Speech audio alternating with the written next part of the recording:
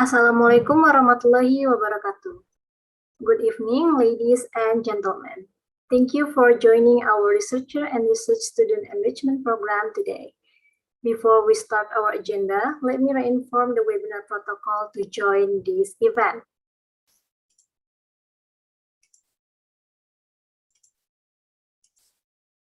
First, please adjust your name or ID screen using the given format on this slide. Second, during the event, please turn off your audio and only turn on the audio when the moderator gives you the chance. Third, please turn on your camera. Fourth, ensure your network has a stable connection. And fifth, adjust the seat position comfortably and prevent the backlight effect. I will also read out the important information for today. First, please fill in the attendance form on the link that will be shared by the committee in the chat box. The link will be closed in 15 minutes, so you can fill it out right now. Second, we will share feedback form 15 minutes before the session ends, so please don't forget to fill it later. The link will be closed in 1 hour. Okay, so both of your attendance and feedback is important for these purposes. 1. Mandatory attendance for ITS Master and Doctoral students new intake. 2. Certificate of participation and only eligible for participants who have at least 60% attendance or minimal 5 meetings. And 3. It will be used for claiming stamp for it for ITS undergraduate students. Welcome to Researcher and Research Student Enrichment session on today, Tuesday, the 9th of September 2021. I am Nur from ITS Global Engagement, and today I will be your master of ceremony for this session. R2SEP is a research skills-oriented program where ITS researchers and research students can learn from a series of guest lectures delivered by worldwide professors and experts. The program is a platform for students to exchange ideas, catch up with the world's research trends in particular fields, and for overseas professors to share best practices. You are now participating in soft-engineering stream of R2SEP. Please do not forget to fill your attendance that already sent by our committee by the Zoom chat room, and the link will be closed in 15 minutes from now. Participants who wish to ask questions during the question and answer session, please send your question at the link bit.ly/softandqa_R2SEP 2021 and will be sent later by our committee via the Zoom chat room. Alternatively, you may raise your hand during the Q&A session to ask your question directly. Before we start our agenda, allow me to deliver our schedule today as follows. For the first agenda is the opening. We will listen to an opening statement from the Senior Manager of ITS Global Engagement Office on promotion and mobility. And then will be the introduction of the moderator and the speaker. After that will be the main agenda, the lecture session, and followed by the Q&A session, and will be continued by the certificate awarding. Finally, followed by the last agenda, which is the closing of R2SEP. Well then, now I will proceed to our first agenda, which is an opening statement from the Senior Manager of ITS Global Engagement Office on Promotion and Mobility, Dr. Oktavianti Dwi Wahyurini. To Ibu Oyin, the time is yours. Okay, thank you so much, Nurul. Assalamualaikum warahmatullahi wabarakatuh. Good afternoon, ladies and gentlemen. First, I would like to give my warmest greeting to our respected guest and speaker today, Professor Inyoman Pudiawan, the Dean of Interdisciplinary School of Management and Technology, and to our respected moderator, Ms. Gita Widibawika, SST MMT from Department of Technology Management, ITS Surabaya. Also, allow me to greet all passionate participants this afternoon. It is a real pleasure for me to welcome you all to this special occasion, the kickoff of Researcher and Research Student Enrichment Program, Fall 2021. R2SEP is a research workshop program that ITS launched in 2019 as our commitment to enhance research quality in ITS. Through this program, ITS researchers and research students can learn from a series of guest lectures delivered by world-class researchers. In 2019, we were honored to welcome global researchers to deliver R2SEP session here in our campus, ITS Surabaya. However, due to the global pandemic of COVID-19 and border restrictions around the world, we decided to continue the R2SEP program as an online program since 2020. Starting in 2020, we take this opportunity to develop the program more comprehensively. R2SEP has become a routine program which runs bi-weekly with deeper topics about research management, with a lot more global researchers as speakers, and also a lot more audiences from ITS, outside ITS, and international participants. Continuing this success, since this year, our R2SEP program is organized through 4 specific streams: hard engineering, soft engineering, sciences, and also architecture, design, and social sciences. By doing this, we hope to give a more specific insights on research for our students. Another important point, we all know that research is an important project for postgraduate students. Therefore, we create this platform specially to support them. R2SEP is now compulsory for ITS postgraduate students who just enroll in this new intake August 2021. Excuse me. Therefore, we expect that the postgraduate students can take this great opportunity to absorb insights about research right from the experts. We hope that the students will get better preparation before conducting their research project as part of the graduation requirement. Finally, I'm truly delighted to see your enthusiasm by joining this program today, as I see that more than 100 participants coming into this beautiful afternoon.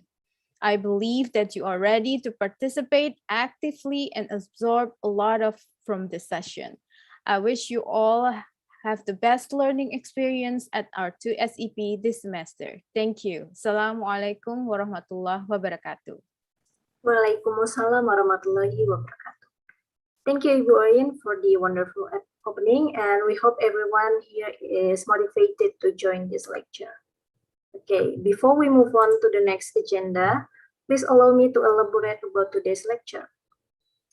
Today's lecture in the soft engineering stream of R2SEP is titled Expectations from Being a Postgraduate Student, which will be delivered by our speaker, Professor Inyoman Pudiawan, and Ms. Gita Widi Bawika will be the one conducting today's session as our moderator. Both are from ITS. Next, let me introduce our moderator for today.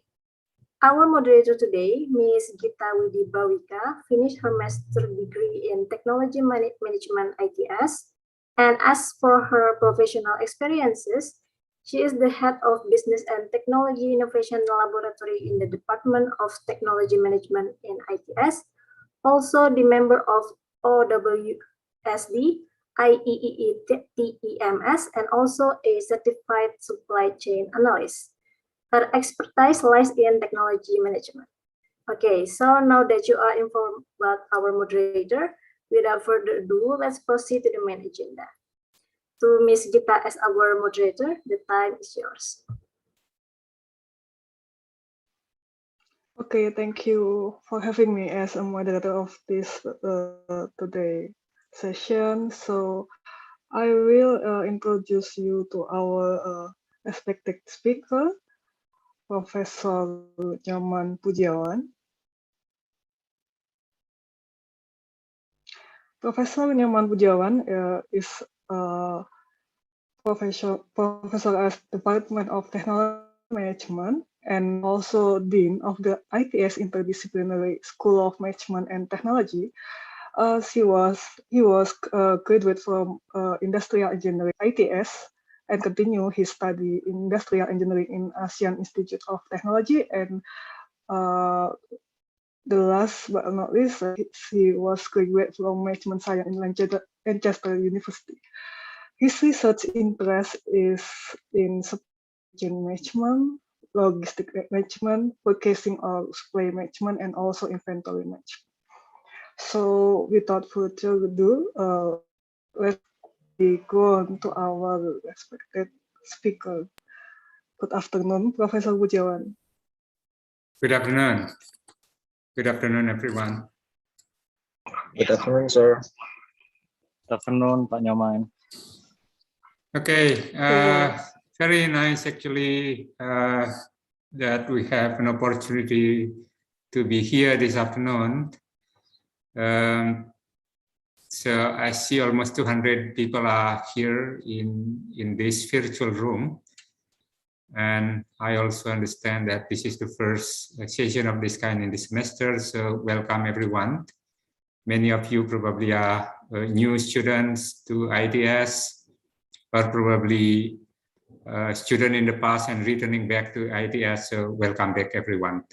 And welcome to the new students to ITS. Okay, before we start, Bugita, I think I would like to have a short survey on who actually our audience are. Can you release the short quizzes that I asked you earlier? We have already? Okay. So for the participant, let's click to our Menti. For a minute, just click on the link that I provide you in the chat box. So we will take a short survey. Yeah, you have a link in the chat box. Can you click on that one and we will see the result to give a brief overview of who you are here in this afternoon virtual class. Yeah.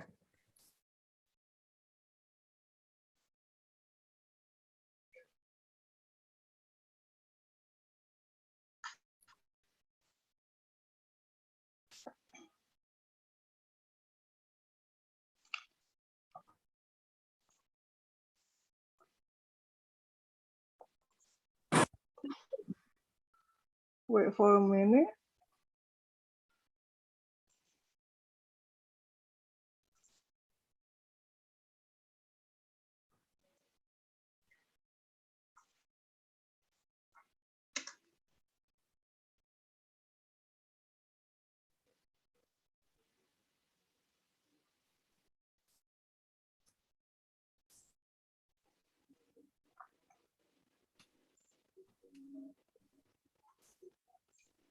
Sorry for the technical issue. I will fix the issue. It's okay.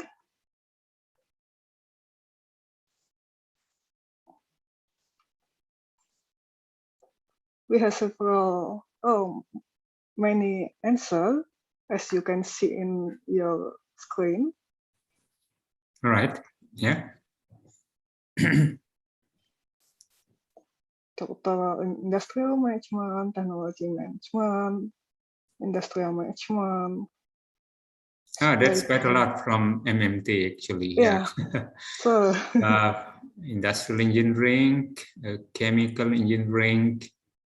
What else do we have? Master in physics engineering.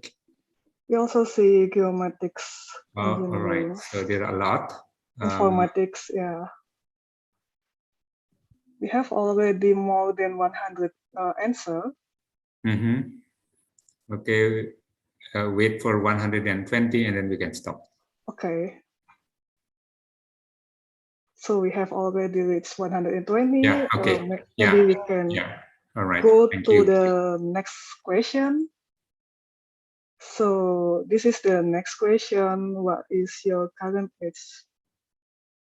Well, most of them below 26, but we will see until more than 100 participants answer this question.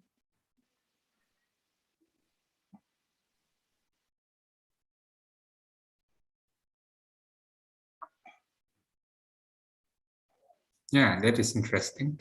Yeah.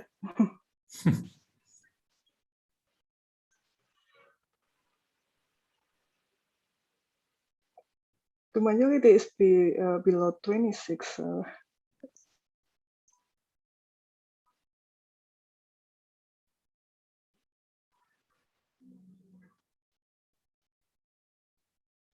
Okay, I think we can stop. Yeah. More or less, we have a general overview on the audience already. All right, thank you, Bugita. You're welcome, Professor. Okay, well, I prepared some PowerPoint, but I think we probably have more time for discussion later on. I would like to start with some slides. Well, I don't really have much idea of what I need to deliver, as the topic is quite general. Entering a postgraduate studies, what we need to prepare, something like that. I'm sure that everybody has a different experience on this. But before moving on to the next slide, I would like to also give you more information about myself. Bugita was introducing about me, but I would like to present this. Probably is not because I want everybody actually to know who I am, but more is actually to give inspiration to people who probably in the future would like to become a lecturer or working in other area. So I'm giving you some information about myself. I was actually graduating from a bachelor degree in industrial engineering long time ago. And I worked in industry for some time. And then after that, I returned back to ITS, applying a position as a lecturer at a very young age. But then I know that when I was working in industry, I was actually waking up very early in the morning and then go to my office and then back probably in the evening. So when I was starting my career as a lecturer, I feel that I need to do something because my assignment at that time was not that much. So at the age of 25, I completed a book on, probably some of you have read my book on economy technique or engineering economy. And then I continue my study. I did my master's degree in AIT in Bangkok, and then I then continued to my PhD in Lancaster University. And I finished at the age of 31. Probably, if you see now, it is not really that impressive. 31 is not that young. But I think at that time, it was quite young actually to achieve or to complete a PhD at 21. But now my student completed PhD at the age of 25.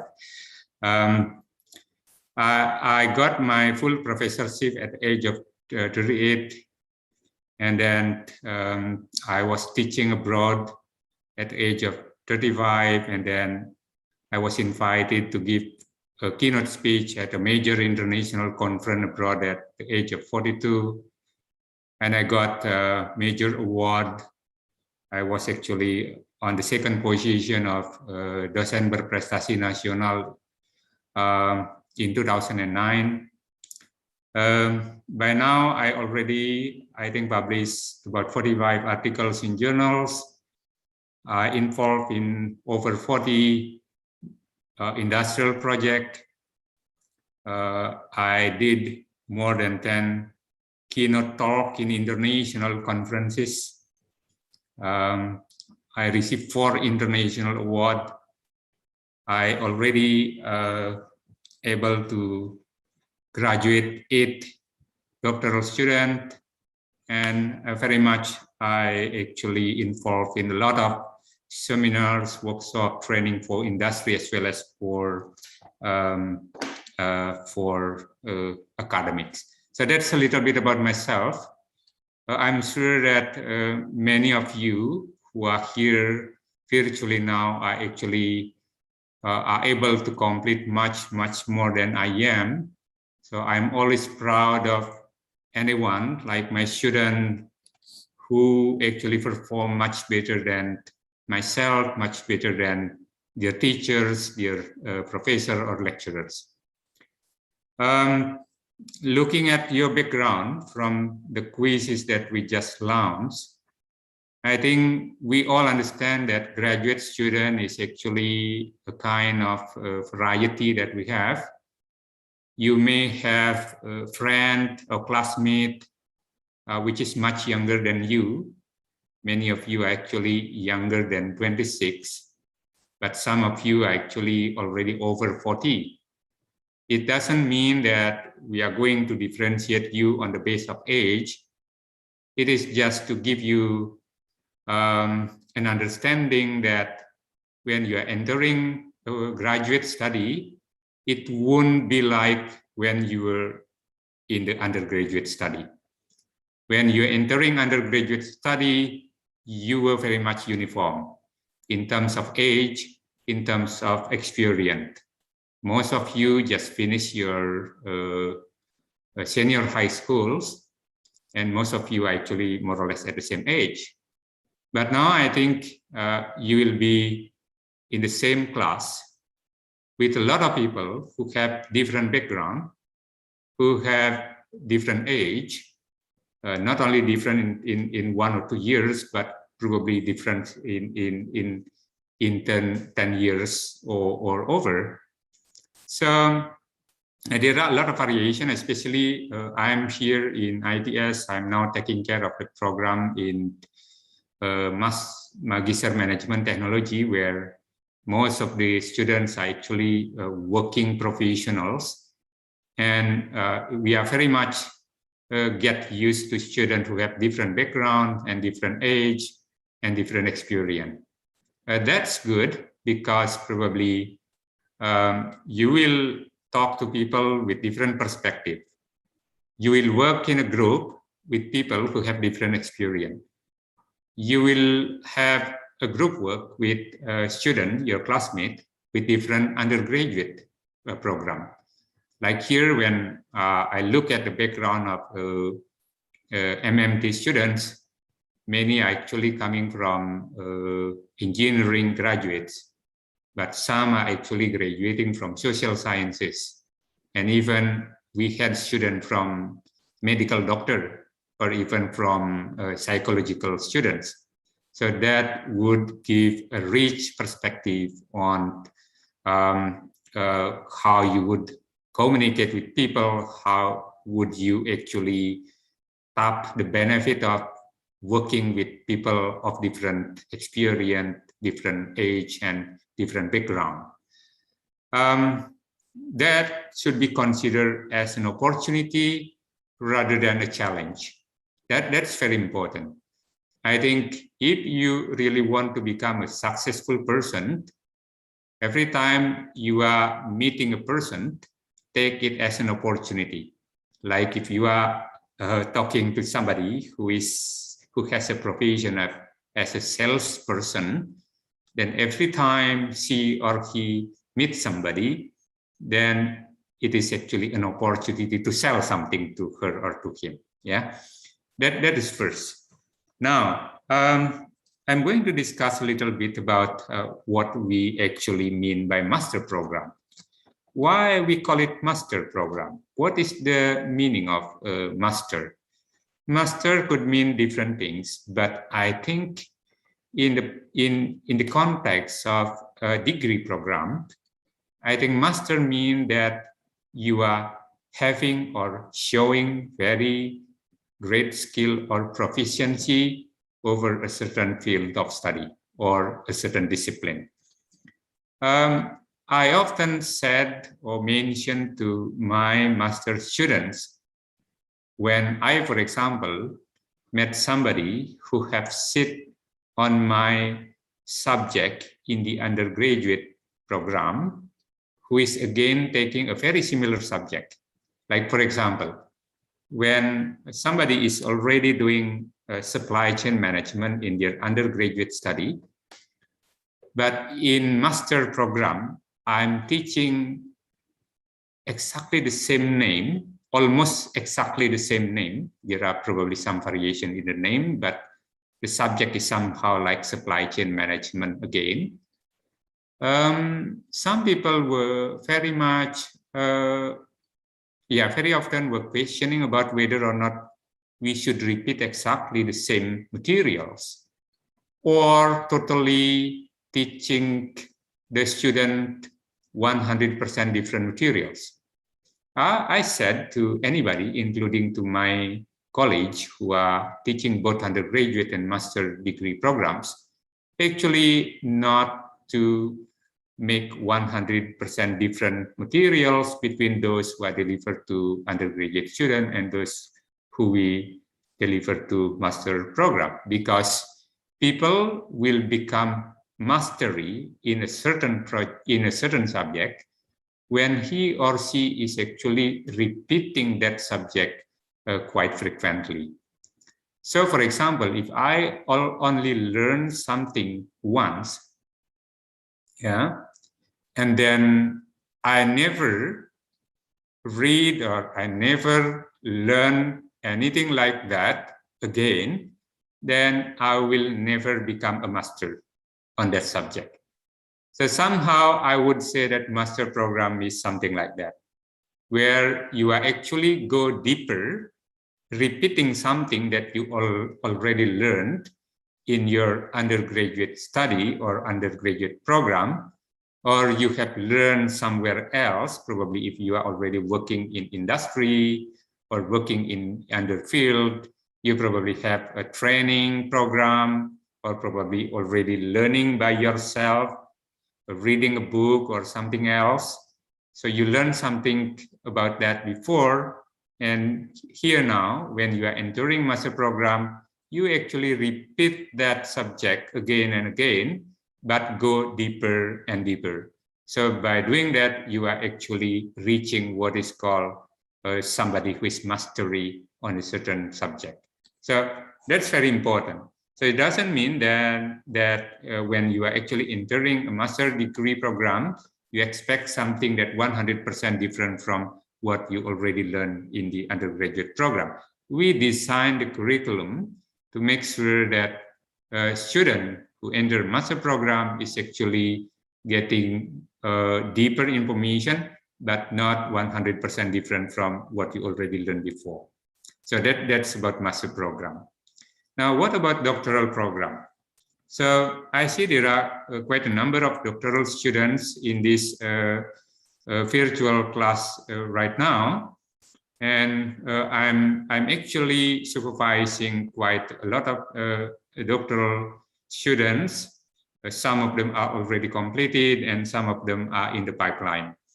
What is actually very much important for doctoral students, especially for those of you who just started, is actually the objective is to train you to become an independent researcher who can plan and do research without being directed by a supervisor when you already completed your degree program.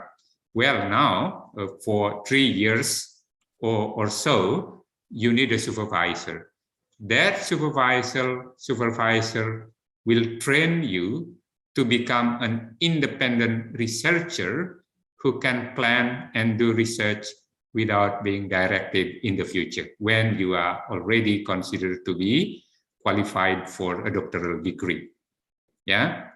So the meaning, the implication by that is, it is actually a waste of time. Yeah. When you spend doctoral study for 3 or 4 years, and finally you never do research after that. Yeah. And I see a lot of people, especially in Indonesia, is actually doing something like that. They are busy doing research only during doctoral study. When they are graduated, then they never do a serious research anymore. Maybe only rely on student work, which is not, I think, the way we are actually designing a doctoral program. A successful doctoral program A successful doctoral program is actually a program who can actually graduate a lot of new doctors who will have research work that make impact in the future. So that is very important for you who are now just starting your doctoral research, including, for example, the characteristic required for a doctoral graduate. Yeah, for example, what is expected from others when you already become a PhD, for example? Then somebody will see you as somebody who is expert in a certain field. You are expected to have a high quality in terms of the way you actually mastering a certain discipline. That is very important. But beyond that, doctoral degree is also a reflection that you have a high level of integrity. High level of integrity. I repeat that once again. Because one lesson that is very important when you do doctoral degree is actually to be honest with your research work, with your publication, with the way actually you obtain data, you gather data, with the way you analyze data up to the way you are drawing a conclusion. You need to have a very strong integrity. Yeah, that is very, very much important, because otherwise, if that is not satisfied, we will create a lot of PhD without integrity, and that is a great danger for the country, for the human being. Yeah, that's very important. Yeah, and the question would be also, when I become an academic supervisor or academic advisor for new students, they sometimes were asking me why the number of credits that they can take actually is significantly smaller, fewer than those who normally actually become the credit semester for undergraduate student. I think most of you actually understand where, for example, for master degree, the maximum credit semester for one semester is only 15. While in undergraduate study, we are talking about Indonesia, in undergraduate study, you could have up to 24 credit semester in one semester. Why is that so different? That difference is a reflection that you need to value one credit semester more than when you were an undergraduate student. Yeah, even that those are equally the same, one credit semester and one credit semester, but the value that you need to give to one credit semester for master degree or for doctoral degree is actually more than that compared to the one credit semester that you did in undergraduate program. Meaning that you need to spend more time, more effort in completing one credit semester in master program. Doesn't mean that you are getting more relaxed. You feel that there is no thing to do because your credit semester is only 12 or 10, for example. But that is a reflection that that is the ordinary load for you as a master student. So you are expected to do more for one credit semester here when you are doing master student. You are doing master study. Yeah, that is number one. Number two, of course, you are expected to become more independent in terms of how you gather information, how you actually do your study, etc. More independent. doesn't need to be everything directed by somebody else, meaning that you can make judgment by yourself. For example, when I have to do my study, when I have to start working on my assignment, whether or not I have to wait for the last minute to start my assignment or do it in advance because I have other job to do, other work, other commitment, etc. So time management becomes very important, but make sure that you know that 1 credit semester in master degree or master program is actually expected you are expected to do more than 1 credit semester when you were an undergraduate student. That is another one. Now, when you are entering a graduate program, there are a couple of skills that is getting more and more important compared when you were still in undergraduate program. One of that is actually reading skills, how to read effectively, the skills to read, because now I think many lecturers will require you to reading academic journals, journal papers. And reading journal papers is typically more difficult than reading a textbook. So you need to develop an effective reading skills. And at the time when you start talking about or thinking about your research, because when we are talking about Indonesian case, all master students have to do thesis. And of course, doctoral students have to do dissertation. And thesis is different from final project or tugas akhir in ITS or skripsi. It's different because here you are entering a research that is supposed to be a proper research. It's not just a project, yeah? Especially if you are entering a doctoral program. This is very important.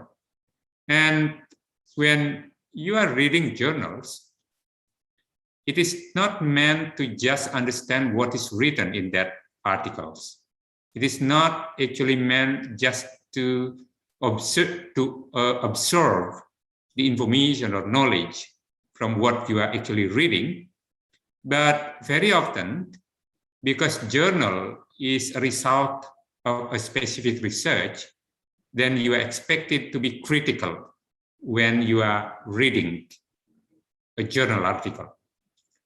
So I think the slide that I'm showing you now is describing something that is very interesting in that this reference said it is a kind of active reading that is required, where active reading requires you to respond, to what you actually are reading.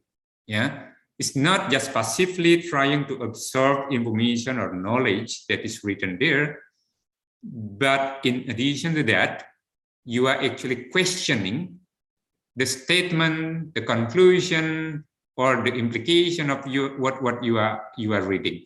So that is called active reading. It's just like that the page that you are reading actually waiting for your response. So like me, for example, asking my student to read one page, and after that I'm asking you, then what do you think about that? What is the implication? What is good about that? And what is bad about that?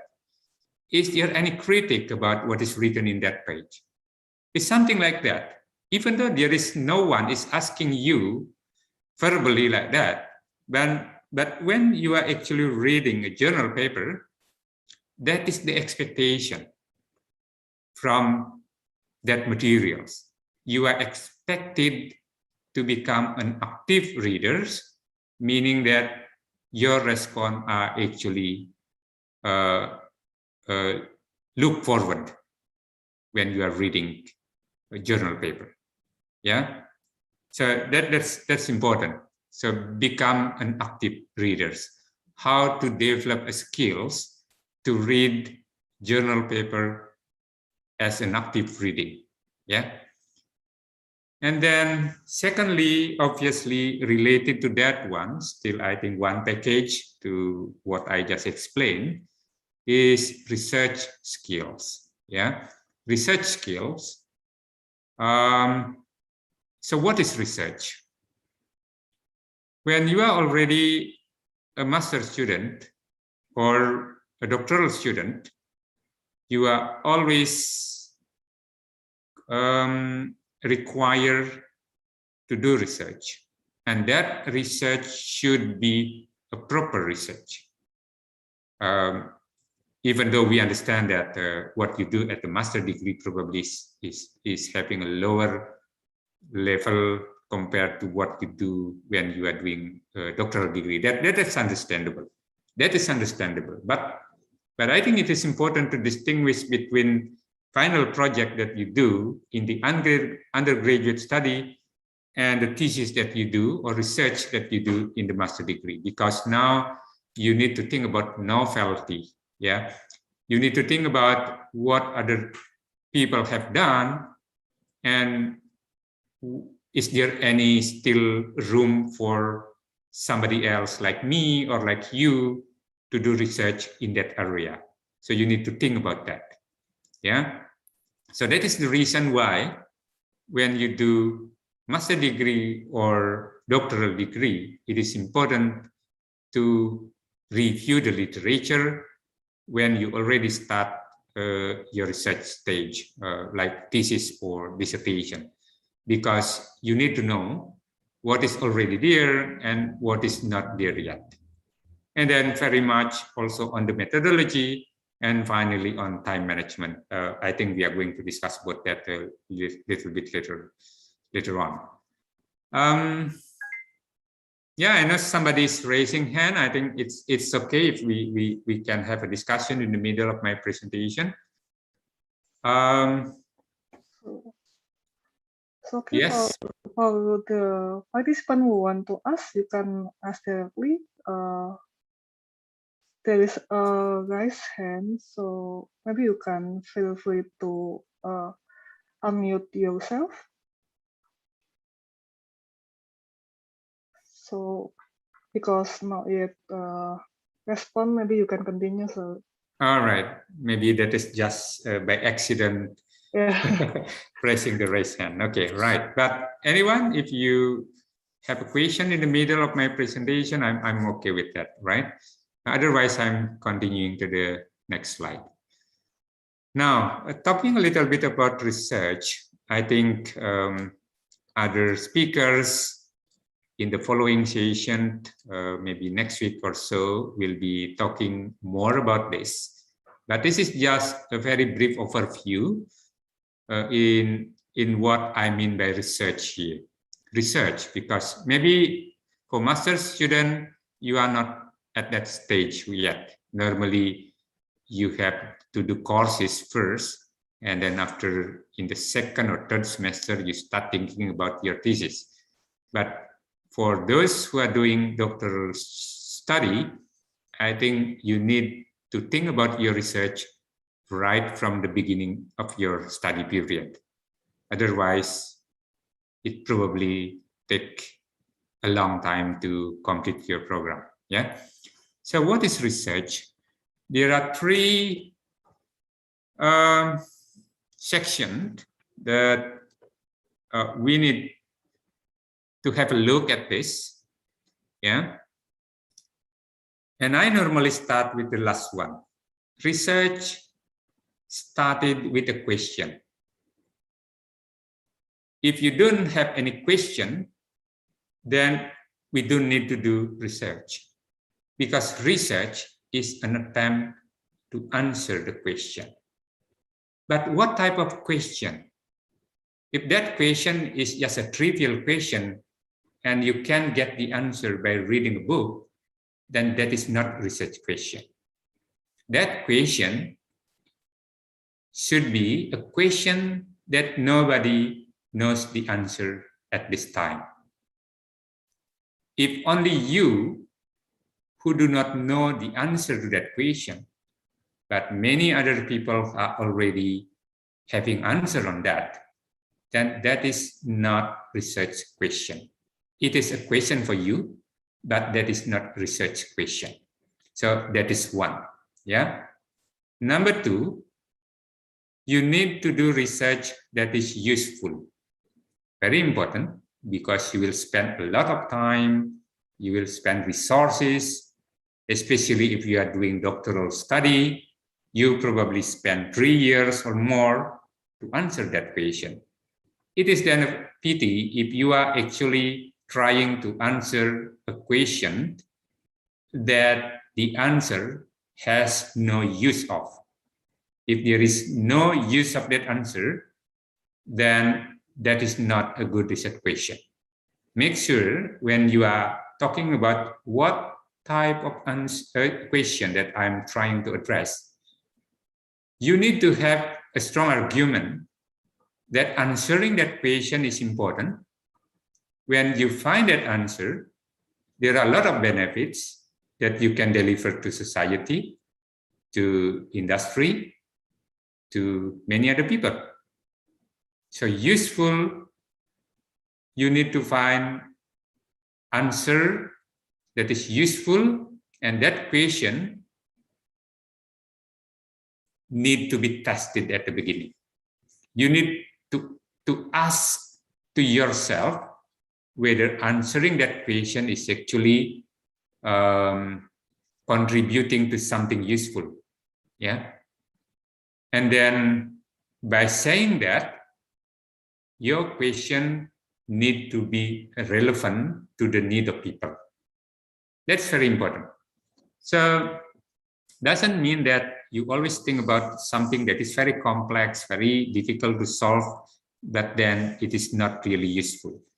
Find a research question that many people are actually waiting for your answer, because when you already provide an answer to that question, many people can use that to improve something, to improve their life, to improve the efficiency of a system, to make the society better, to develop a better technology, or to simplify something that is very complex, and to make people easy to do their jobs.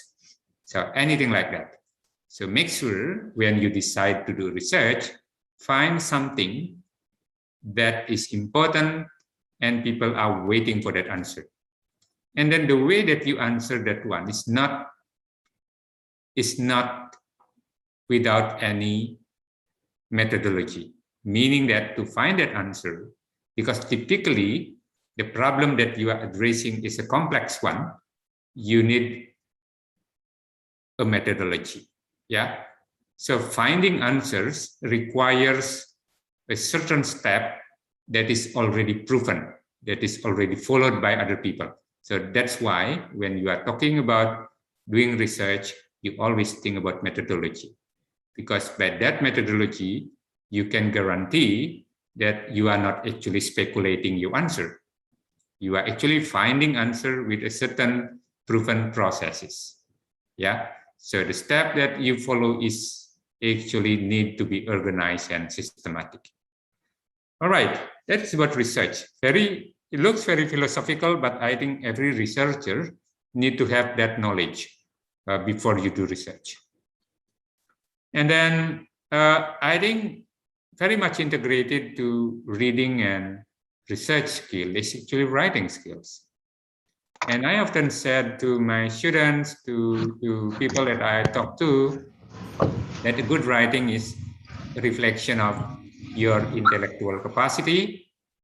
But writing, especially if we are talking about academic writing, is not easy. Yeah. So, writing is not easy. You need to focus on it. You need a concentration. I have a lot of experience in terms of writing academic papers, submitting to journals. Many times are rejected. Quite often are actually finally accepted. And I learned a lot. Even somebody who already have a long experience in writing, it is not always easy when it is about time to publish your work. Because when you are publishing articles in good journals, it is not only about the content. Yes, content is very important, but the way you are writing it is very, very important. It needs to be very clear. It follows a certain guidelines, and it needs to be flowing very well from the beginning to the end. So that's why when you are busy with something else, it is normally very, very hard to be able to write a good paper. When you are very busy, you will have problem with concentration, unless you are probably very, very smart people. You can do both or many other things together. But personally, when it is about time for me to concentrate on writing or revising a paper, even that paper is written by my doctoral student, for example, I still need to find sufficient time to read and to revise. Even it is already a good manuscript, I need to make sure that everything is fine, and I cannot do it if I'm so busy. So, and now I'm actually very busy. So, but that is a big challenge for me to find a good time, sufficient time to read comments on improve the manuscript that is written by my doctoral student, for example, or even master student when they are actually about to publish their work. Now, about writing skills, a little bit more about writing skills. Academic writing is different from other types of writing. It is not like you are writing an opinion that you will be publishing in a newspaper, for example, where you are free to write anything. And it is actually good, and it is accepted that actually the whole article is based on your opinion. But here, when you are talking about research paper, when you are talking about, there is a very, very tiny room to put your opinion. There is, yes, there is, but a very tiny room to put your opinion in it. But everything else should be based on analysis of data, based on the good arguments from earlier publication, for example. And writing academic paper require you to write concisely. It needs to be clear, concise, focused, structured, and backed up by evidence. Cannot be rely on a lot of opinion. No. You can have opinion, but as I mentioned earlier, there is only a tiny room to put opinion on your academic paper, but most of the thing that you put in your academic paper is actually based on some materials that are already synthesized and analyzed in such a way. Could be data, could be earlier paper, could be actually based on interview, etc. Yeah. Normally, it has a formal tone and style, but it is not complex. You are not expected to write very long and complex sentences. Yeah, you are not expected to use complicated vocabulary that is not commonly used or commonly understood by people who are reading your journal papers, for example. So actually, it is a little bit easier if you are already familiar with a certain subject. It is actually quite easier compared to writing a novel, for example. Yeah, because when you're writing a novel, you need to use fancy language. Yeah, but here in academic writing, it is actually just concise, clear, not to be complex, and just use ordinary vocabulary. Yeah, so that is actually good news for you who are actually entering a postgraduate study. And as I mentioned earlier, you need to have focus, a sufficient time to write, sufficient time to read, revise, and read and revise again. You need to make sure that your writing is actually consistent. The flow is actually, the idea is actually flowing well from the beginning to the end. So one that I learned when I did my PhD, my doctoral studies, that actually that is already started when I was actually doing my master degree. But that skill was not actually developed when I was in my undergraduate program. So when I started my master degree, I did actually in Bangkok, one institution, international institution in Bangkok called Asian Institute of Technology. I spent actually four months before I started my academic calendar. I studied 4 months there, and that 4 months is actually used for learning English, yeah, especially academic English. And my teacher was asking me to go to the library very, very often, probably 3 times in a week. She brought us to the library and she asked all the students to read journal papers, and doesn't need to be in your own field. You can read any paper. You can read a paper that is published in other discipline. For example, I'm an industrial engineer.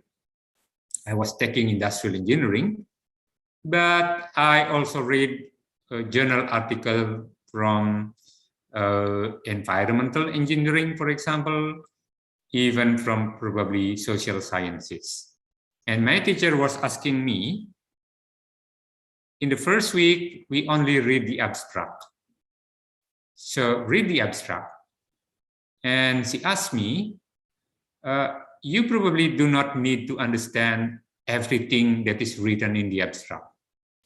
But my teacher was asking me to find a common pattern across different abstracts. Read maybe 5 or 6 abstracts. And she asked me, what are common across different abstracts? And after that, I learned actually very practical skills. I know that when writing an abstract, there are only 3 information that are needed. And that is repeatedly again and again written in different journal papers. And that is very important. So you need to develop a way to learn something. Yeah, my teacher was very good in training us to understand what you need to write when you're writing an abstract. And then the next week, after everybody is happy, that abstract contains 3 components. One is background, second is talking about research, process or methodology, and the third one is talking about result. And then next week, my teacher was asking all of us to go to the library again and read the introduction.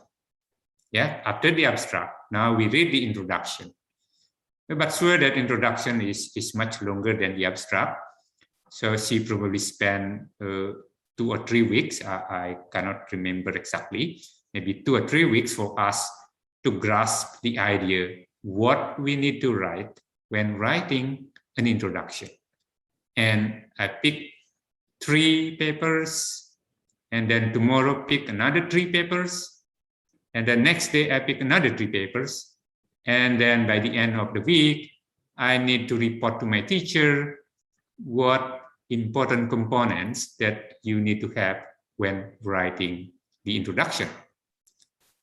So I think that kind of way, that way of learning is very good. I still remember that one, yeah, and always remember, basically. whenever I'm teaching about how to write papers to my student, I always mention about that. And I do the same way when I'm asking my student to write an introduction. I ask them to read a couple of introduction first. Yeah, and that's very important. Few other things that I would also like to mention here is about the importance when writing academic papers, including attention to details. You cannot just asking other people, like for example, I'm supervising my student or working with other research team, and I always say that, okay, enough from me, you can revise something like that, meaning that I'm only giving a very high level instruction. That is not enough, because we need to go into details. We need to go into details, yeah. Especially if we are talking about journal article, for example, yeah. And the last one that I would like to mention here in the slide is that the bottom part, how that we recognize the contribution of others. That is an important ethics when we are writing academic papers. We always recognize the contribution of other people. So that is the reason why when you are reading an introduction, you always find a lot of citation to the previous works, because one, we would like to recognize the contribution of others. Secondly, it is also important to identify what has not been done. So that is called research gap. Yeah. Yeah, so that's basically, but I have few other things in the few slides that I'm going to also discuss with you, is about the choice of area, especially when you are still not deciding yet what kind of research topic that you are going to do in your thesis or in your dissertation. But choosing a research area is a strategic choice, in my opinion, because especially when you are already, when you are a doctoral student, I think choosing a topic is not a matter of your life in the next 1 or 2 years, but it could be the life of the rest of your, actually the life of the rest of your life.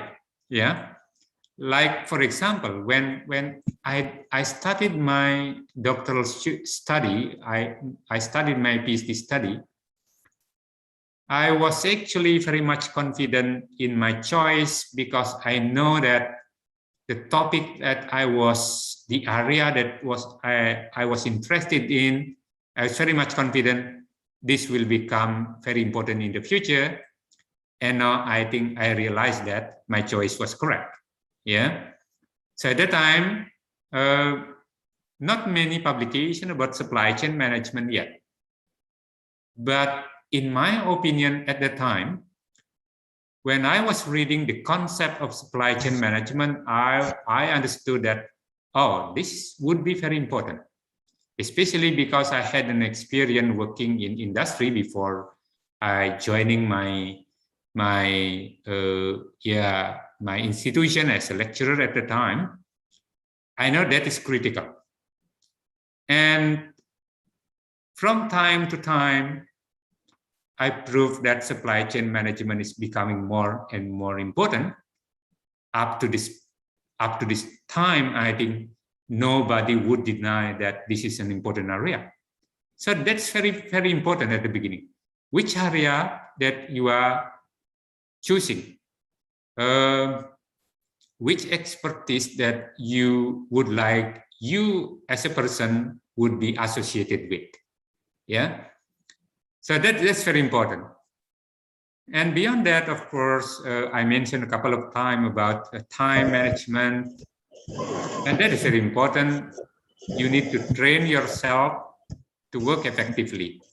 That's very important, because I think very often we see that sometimes ourselves or other people are looking busy, but there is no major result.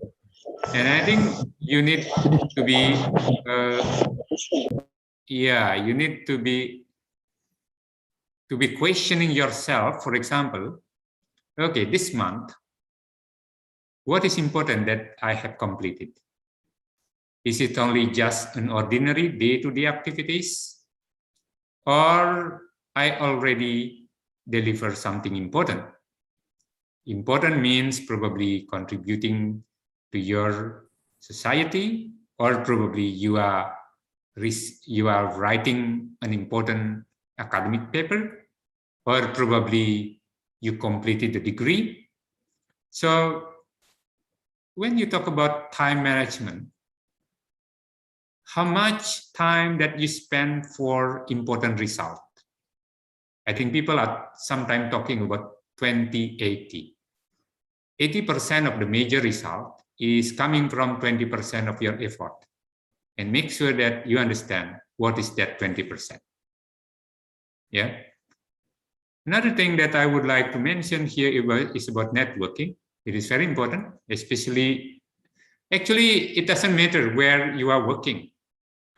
Whether you are working as a lecturer in a university like me, for example, networking is very important. Very often I get something very useful from my network in the industry, for example, in terms of if my student probably was not getting any company for internship or company for doing their final project, it's quite easy actually to find someone that I know outside there. I was calling or texting. I got students that need a company to do internship or something like this. So that is the value of network. So the value of network, whether you are a lecturer working in a university or you are a business people developing your business, networking is always very important. And I think especially if you are doing a doctoral student, maybe you are required to attend conferences, international conferences. Normally in academic life, conferences is actually a forum where you can meet other people. And started in 2005, I organized an international conference called Operation and Supply Chain Management. And that is now becoming truly international conference. So every time I organize that conference everywhere, anywhere, I think a lot of people from different countries are actually joining. It's not like most of the conferences in Indonesia where most people who are attending are actually local people. But this conference is truly international because from the beginning, I think we designed it correctly, right? Yeah. That's very important. So every time we attend a conference, we meet top figures in the field. We exchange the name card. I think that's the traditional way of networking. Or yeah, basically we have new contacts. And those contacts become very important in your future life. And you develop and nurture your network because in the future, that will be very important wherever you are actually working. I'm putting a couple of pictures here on my activity as part of my international network. Actually, I do a lot of travel abroad before the pandemic. In 2019, I think I did more than 10 times visit to different locations in other countries only within 1 year. I traveled more than 10 times abroad. So sometimes my family was, sometimes was surprised that I just arrived and already planning for another trip. So this is one example that I was teaching in Mahidol University in Thailand. So that was a result of a network. I know somebody there, and she was asking me to come. Whether or not she was asking me, are you free to come around 3 weeks and teaching our student here? And I said, yes, why not? And that is a good experience. That is one example. Another one, we often organize conference abroad, like this one, with a lot of colleagues from ITS as well. We organize a joint conference in Phuket, in Thailand, and normally we also bring some of doctoral students. So many of those who are in the pictures are actually our doctoral students. Another example is that we bring our, this again are doctoral students in industrial engineering. We bring them to do a visit. We call it a mobility program. That was a long time ago, 2012, when I was actually the head of postgraduate program in industrial engineering. So we collaborate with different universities in Thailand and in Malaysia, and we visit them and they visit us here in Indonesia, and we do actually industry visit and etc. And this one was in India in 2013. I bring 7 doctoral students to attend a conference in India, and I was actually invited to also join the closing ceremony. So I was in front, and up here on my left was the director. Director means like rector in Indonesia of International Management Institute. On my right was the dean, and now he is moving to other university, and he's now the director of one Indian Institute of Management, which is one of the high-ranked institution in India. And the one standing is now also promoted to a director in one other institution. So was very interesting actually. Those 3 persons who are next to me are actually becoming very high-profile figures in India now. And on the right side, we were actually fortunate to meet our college attaché in India at the time, and we had dinner. So those kind of experience, I bring only few pictures, but actually we had a lot of activities like that. But I think basically, I would say that graduate studies is actually interesting, encouraging, and giving you energy, and provide you opportunity for networking, for research collaboration, etc. Especially if you are doing doctoral study, I would very much expect you to attend international conferences abroad. Not only because it is indexed by Scopus and you attend it in Indonesia and you don't meet anyone, meaning that you only meet somebody from Indonesia or only somebody from your university. That is not the purpose of international conference.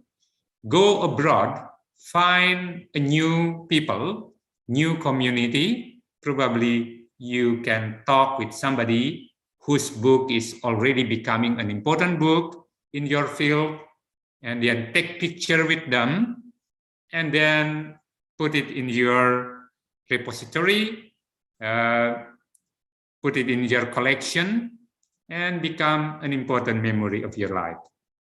So I think that's basically what I would like to share with you this afternoon. And I hope that my sharing is giving you inspiration. That is more important than just knowing something, because inspiration is actually things that you need to become a successful person in the future. I think that's all, Bu Gita, and I think this is back to you now. Okay, thank you, Professor Pudiawan, for such a very, very powerful speech. So we have already several questions for you. For the first question from Omi Gripio Pratomo, kindly you can unmute yourself to ask directly to Professor Pudiawan. Yes. Okay. Yeah, Omi, you can ask to Professor Pudiawan. Okay. Good afternoon, Good afternoon. Professor. I would like to ask, if I have any statement that, according to doctoral degree, is only related to the researcher or maybe such, let's say about academic area, do you agree with my statement, or maybe you can have another opinion if doctoral degree is related to another area more than research or maybe lecturer in academic area? Can you show me the example, and what is the beneficiary that I can take if I can get the doctoral degree from meanwhile in the other side I'm not spend in academic or maybe in research area? That's my question. Thank you. Yeah, okay, Pak Pratomo. Shall I answer it directly, Bu Gita, or? Yeah, you can Okay. answer directly here. Yeah, Pak Pratomo, you are in the master program or doctoral program now? From now on, I just start in master program. Okay, right. Okay. Yeah, there are different types of doctoral program. Most, I would say, most of them are actually academic oriented, but there are also a kind of more professional type of doctoral program, which is normally abroad. We know with the name of something like DBA, which is Doctor of Business Administration. That is what we actually launched last year in our department in Management and Technology. We now have a Doctor of Management of Technology, where the focus here is not entirely for academic purpose, but we designed the doctoral program for people who probably are working in industry, who aspire to become a higher level decision maker. So that's basically, because nowadays I think it is very important when you are working in a big organization, making decision should not be only based on intuition. We need data, we need evidence, we need a simulation, for example, before we make decision, especially if that decision is actually strategic decision. So that is the reason why we established a doctoral program in Management of Technology, where the focus is not really on academic, and we expect the research is actually more toward solving complex problem. So that's from me, Pak Pratomo. And in other countries, normally we call it DBA, or Doctor of Business Administration.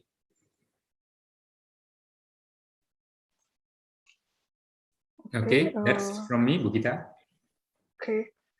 Okay, Omi, thank you for the question. So we will going to the next question from Farid Putra Sandianto. Kindly you can unmute yourself to ask directly to Professor Pudiawan. Thanks, Miss Gitawiti. Prof, I have a question. How to find a suitable methodology for the type of topic that has never reached at the university, Prof? Can you give an example? Example in railway engineering or logistic engineering in railway, Prof? Yes. Okay. I think in the advanced knowledge development like today, it is always possible to use the methodology that is already used by other people before, even probably in other field. So if you don't find it in your own field, probably you can search methodology that is used in other field, and you can try to adapt that to the problem that you are trying to research. So I think it is always possible to do that. Or maybe what is becoming more popular nowadays is actually what is called mixed methodology, where you are combining different methodology from different stream or from different field or probably from different type of problem.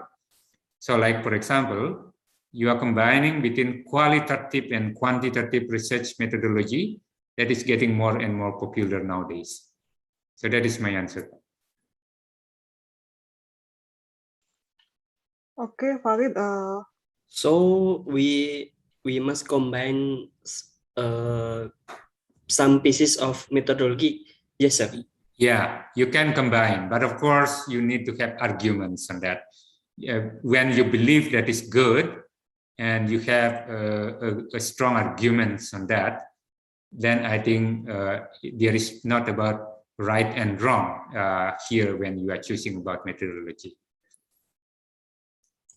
Okay, sir. Thank you. All right.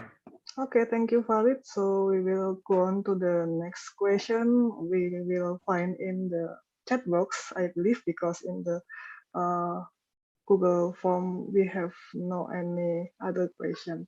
So from Juliana Sanka. Juliana Sanka, can you unmute yourself? Okay. Thank you very much, Miss Gita. Thank you very much for opportunity that you given to me to ask for some question. Because next meeting we will going to discuss about how to find research idea. So I would like to ask you how tips to be good research, and the second is what I will to do first, to do research or to find idea. Thank you. Okay, right. Yeah, for master degree, if you are planning to do thesis, I would suggest you to. There are two ways actually to arrive at a research question or research ideas. One is to find a problem in real life that you think require a significant attempt to answer that, and then go to the literature to find the novelty of the problem.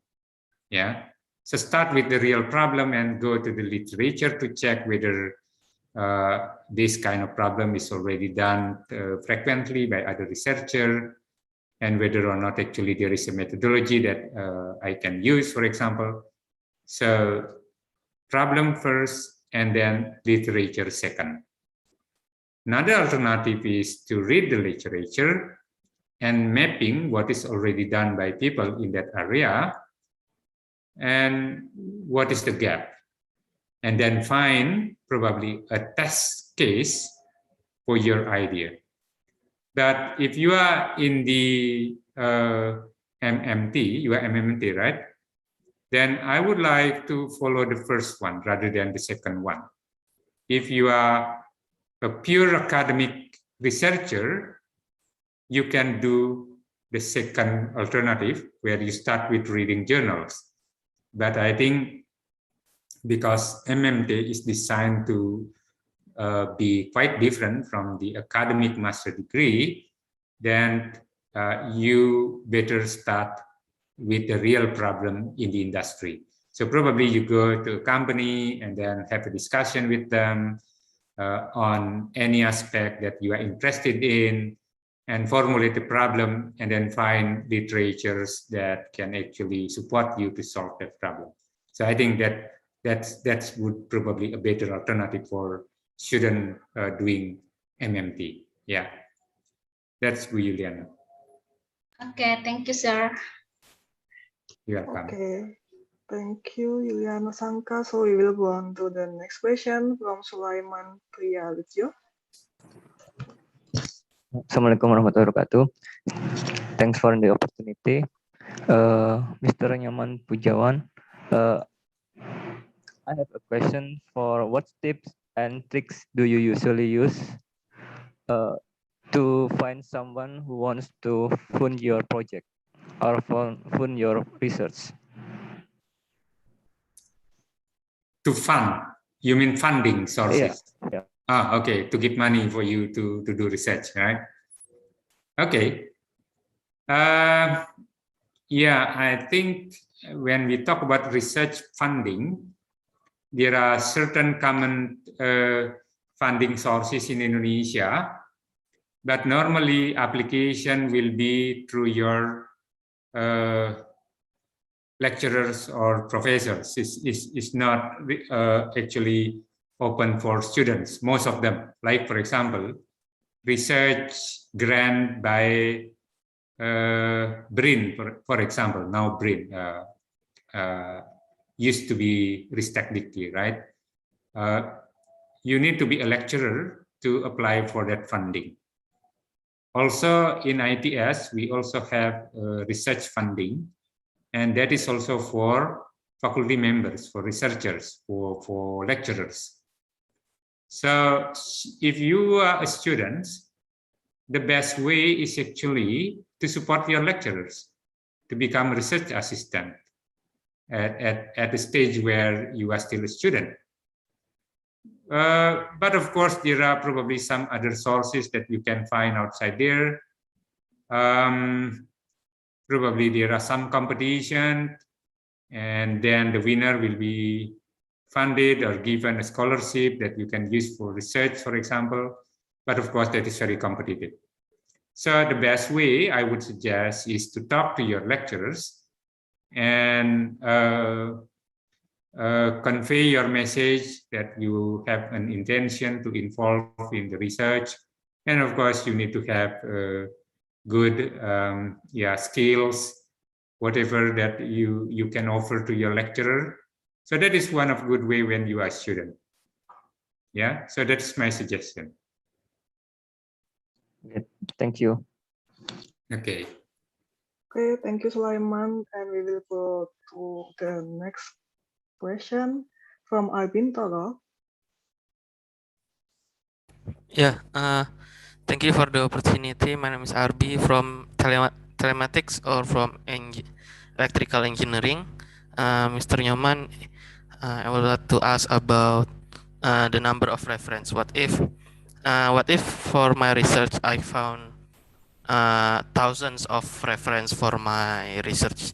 Does that mean that I need to use it all, or no, I can use some of it, but I want to know how many is the minimum of the reference that I use? And also, or maybe, oh, you already have thousands of reference, that means you need to just change the research like that. That's for my first question. And for my second question is, what if the benefit of the research is still need to be researched also, because it's still debatable? Maybe this is just for example, what if I research about the development of a robot, but the benefit is still debatable. Oh, the benefit of this robot is not good, or some say it's good, like that. Thank you. Right. Yeah, that's a good question, but it is not easy actually to answer regarding the reference. When you already find thousands of references in the area that you are interested in, meaning that that area is already well explored. Yeah. It is becoming very challenging to find a research gap in that kind of area.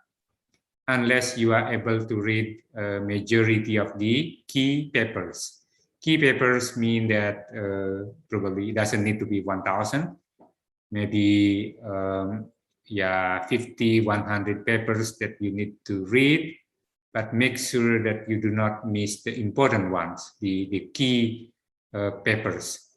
But that would be challenging because having large references could mean good or could mean bad as well. Bad, as I mentioned, it would be very difficult to find research gap. Good is that you are actually in the big crowd. Yeah, you are in the big crowd. Is an area that many people are working on, especially if that many papers are actually also published in the last 2 or 3 years, meaning that still now that area is considered to be a hot area. Yeah, but if the number of papers that you mentioned is actually mostly more than 5 years and now it is declining, I think I would suggest not to do research in that area, because in the life cycle of knowledge, it is already in the declining stage. What is good actually, the idea, when you are finding a research idea, is find an emerging topic. An emerging means it is started probably a few years ago, but it is growing very well. That is a good research area. It's not something that is already getting saturated. Yeah, it's growing very well, maybe started a few years ago. Like, for example, now if you are talking about blockchain technology, that is a technology that is maybe started less than 10 years ago and still growing very much. Maybe Internet of Things, IoT, yeah. If you are integrating that or applying that to a field that is considered to be new, I think that has a good future. So that is normally.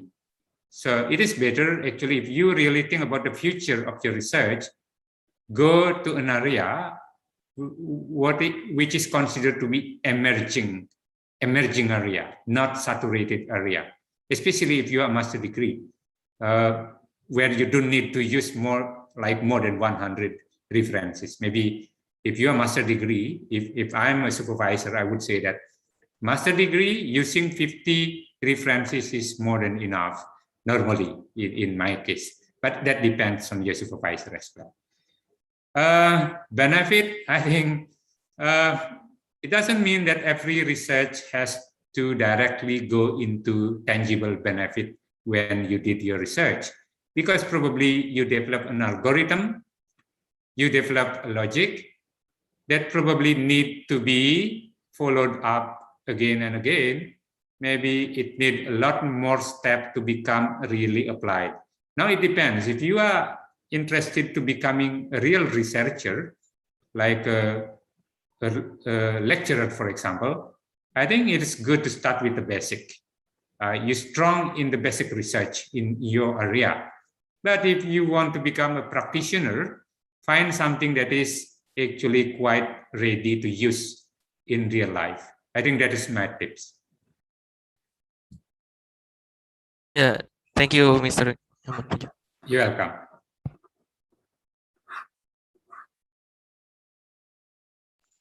Thank you, Abintoro, and we will going to the next question from M. Fauzi. Okay, good afternoon, Pak Nyoman. Yes, I am curious with term master, as you said before, that master is having or showing very great skill or proficiency, especially for a student in who was working now, which is a priority, focus on theory in class or collaborate or bringing working challenge into class project maybe. Yes, that's my question. Thank you. Can you repeat your point? I didn't quite get your question. Especially if you are a working student, what you need to focus on? Is that your question? Yes, when we are working that we have so many gap in college, then So which is priority? Focus on theory in class.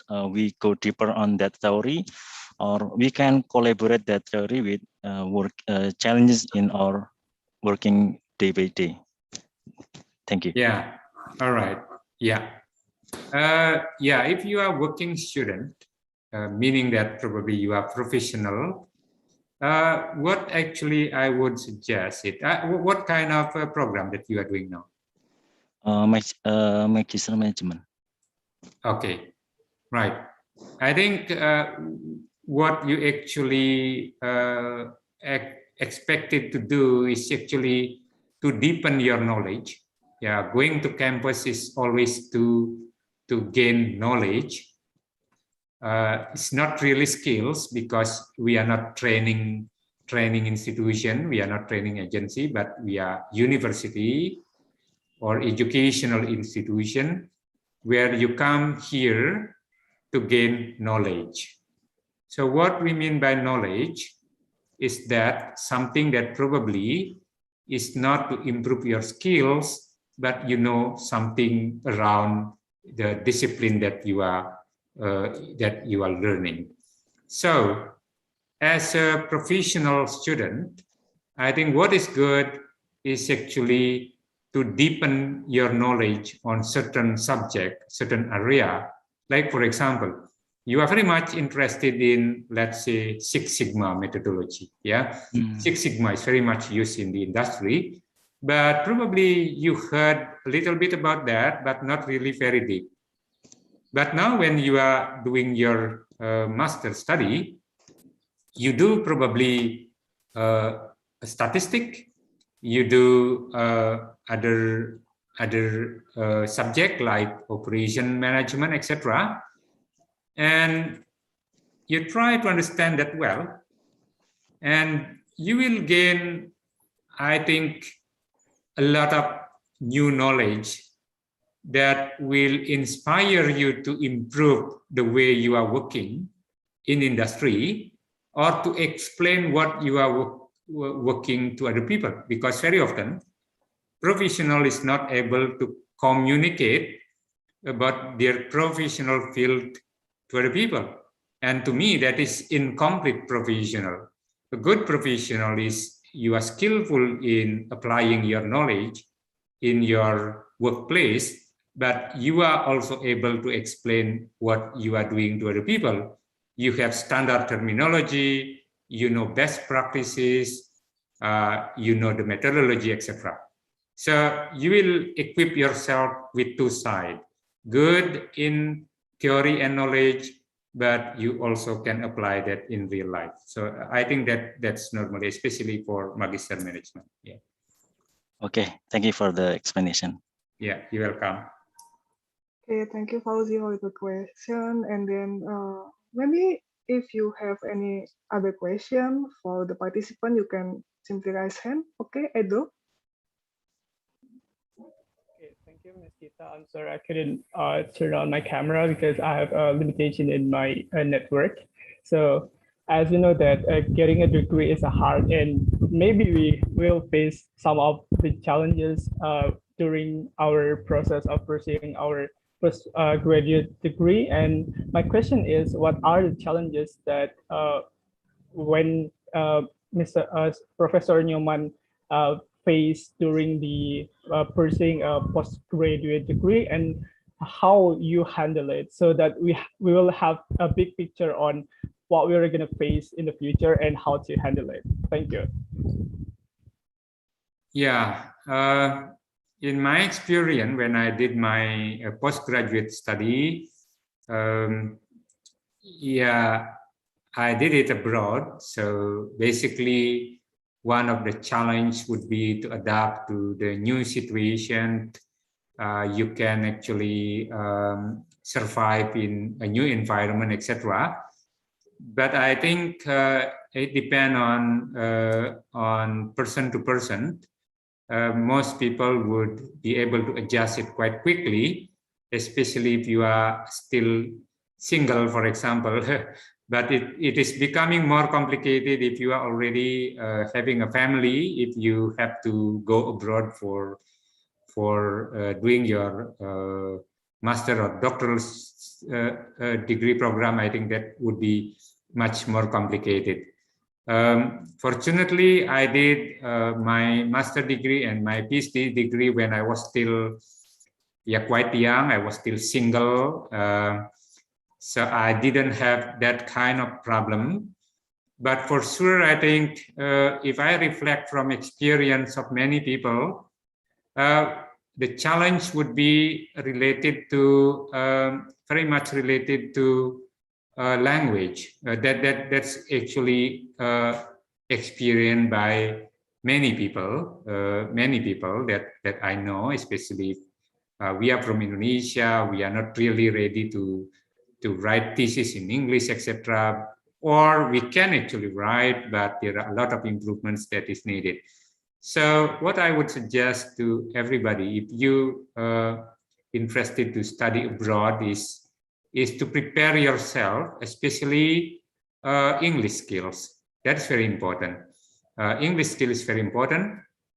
Also, if you are working in other countries, then make sure that your mindset is actually to make sure that you are ready to adapt to the new situation. You are meeting other people with different language, different culture, etc.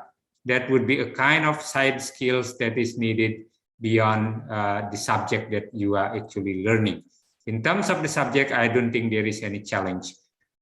Because that's basically the same whether you are doing it here in Indonesia or in other countries, the subject would be more or less the same. But I think those side effect is something that you need to manage. So that's my question, my answer to your question. Thank you so much, Professor. You're welcome. Okay, I think the time is up.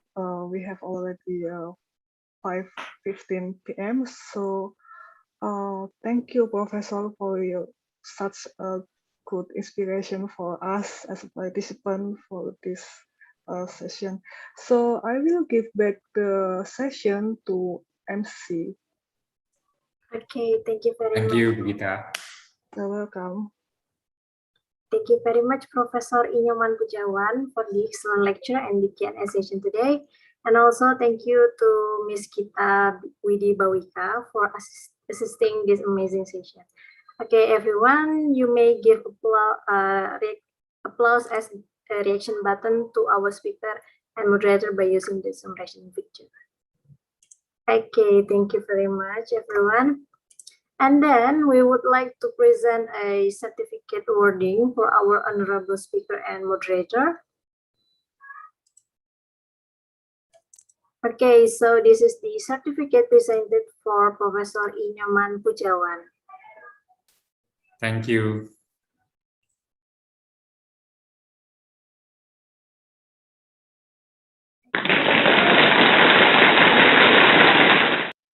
Thank you very much, Professor. And then for the next is the certificate presented for Ms. Gita Widi Bawika. Thank you so much.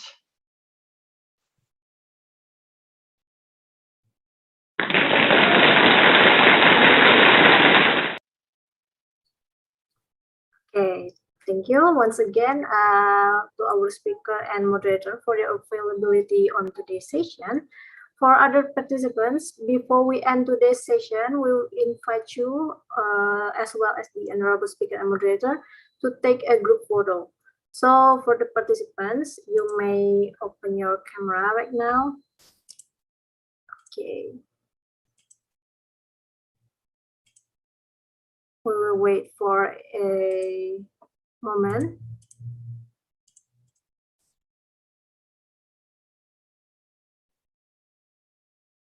Okay, we have at least 5 slides to take a picture. So I will lead all of you. Okay, keep smiling until the last slide because we don't know which slide you are on right now. Okay, smile. For the first slide, 3, 2, 1. Second slide, 3, 2, 1. Next slide, 3, 2, 1. Next, 3, 2, 1. Next slide, 3, 2, 1. Okay, lastly, 3, 2, 1. Okay, thank you very much, everyone, as well as the committee for today's session. Now that we have finished the group photo for the participants, please don't forget to fill the feedback form through the link that you can see on the Zoom chat room that will be sent by the committee later. Okay. Okay, you will wait for a while for the feedback form. We also want to remind you for the participant that will get the stamp for it is the participant who come on time, join this event until the end, and also fill the feedback form.